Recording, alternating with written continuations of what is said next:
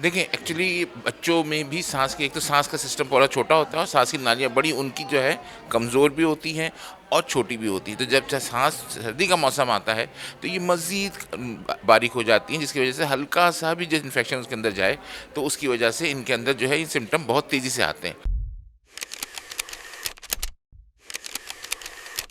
कराची की बढ़ती सर्दी और मौसम की शिद्दत ने जो वो बीमारियों को परवान चढ़ा दिया है। इस वक्त हम सिविल हॉस्पिटल के अंदर मौजूद हैं। बात की जाए तो 60% से ज़ायद बच्चे जो वो ऐसे रिपोर्ट हो रहे हैं जिनके अंदर रेस्पिरेटरी डिजीज़ के जो वो सिम्टम्स पाए जा रहे हैं। पाकिस्तान पीडियाट्रिक एसोसिएशन के जो वो सदर डॉक्टर प्रोफेसर वसीम जमालवी साहब मेरे हमरा मौजूद हैं। बहुत शुक्रिया सर आपके वक्त का। क्या रेशियो देख रहे हैं? सर्दी जैसी बढ़ती है वैसी कराची वालों को जो वो सर्दी के साथ साथ बीमारियाँ भी जकड़ लेती हैं। इस वक्त क्या रेशियो है बच्चों के हवाले से और दीगर रेस्पिरेटरी डिजीज़ के हवाले से, कितना जो वो रेशियो देखने में?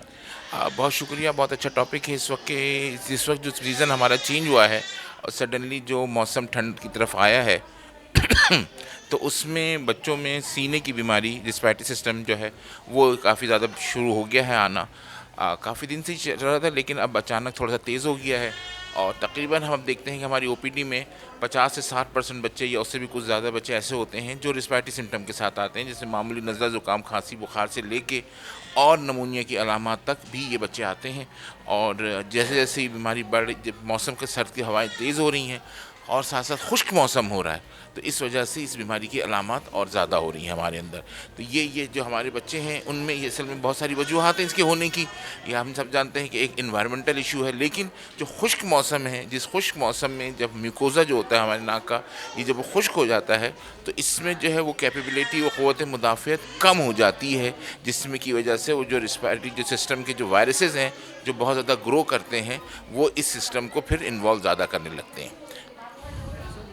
डेली का टर्नओवर क्या है पेशेंट्स का? और हमने देखा है कि जब सर्दियाँ आती हैं तो सांस की नालियाँ भी जो वो सिकुड़ जाती हैं और ये आलूदा ज़रात जो होते हैं, जो हमारे इंफ्रास्ट्रक्चर इस वक्त जो वो तबाह बर्बाद है, इसके भी कुछ असरात होंगे। तो ये किस तरीके से जो वो शहरियों को मुतासर करते हैं? देखिए, एक्चुअली बच्चों में भी साँस की एक तो साँस का सिस्टम थोड़ा छोटा होता है और साँस की नालियाँ बड़ी उनकी जो है कमज़ोर भी होती हैं और छोटी भी होती है। तो जब साँस सर्दी का मौसम आता है तो ये मज़ीद बारीक हो जाती हैं, जिसकी वजह से हल्का-सा भी जो इन्फेक्शन उसके अंदर जाए तो उसकी वजह से इनके अंदर जो है ये सिम्पटम बहुत तेज़ी से आते हैं।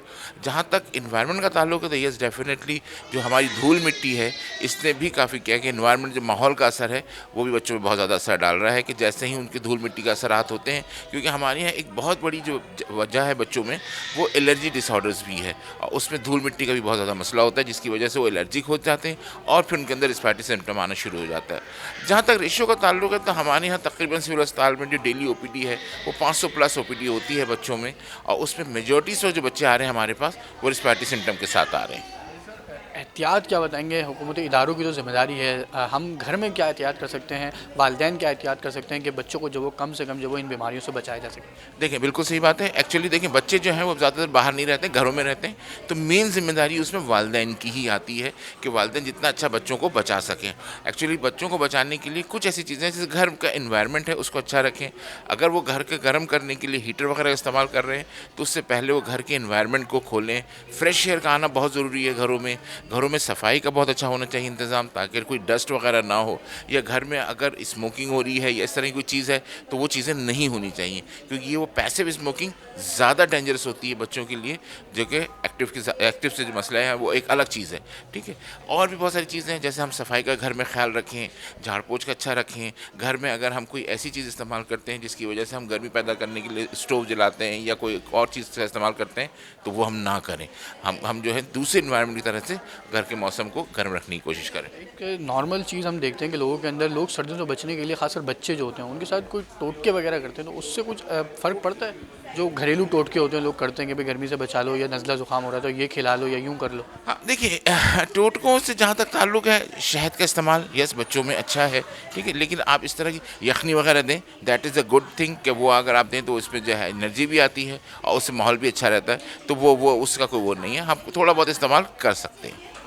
डॉक्टर वसीम जमालवी मेरा हमरा मौजूद है, इन्होंने तफसीली बताया कि किस तरीके से खुश्क मौसम और बढ़ती हुई सर्दी की शिद्दत ने कराची के 60% बच्चों को जो वो रेस्पिरेटरी डिजीज़ में मुब्तला कर दिया है। वहीं दूसरी जानिब एहतियाती तदबीर क्या है? डॉक्टर साहब के मुताबिक शहरी जो वो जहाँ हमारे हुकूमती इदारों की जिम्मेदारी है, वहीं घर के अंदर वालिदैन की जिम्मेदारी है कि वो बच्चों का खास ख्याल रखें ताकि उनको इन माहौली बीमारियों से जो वो बचाया जा सके।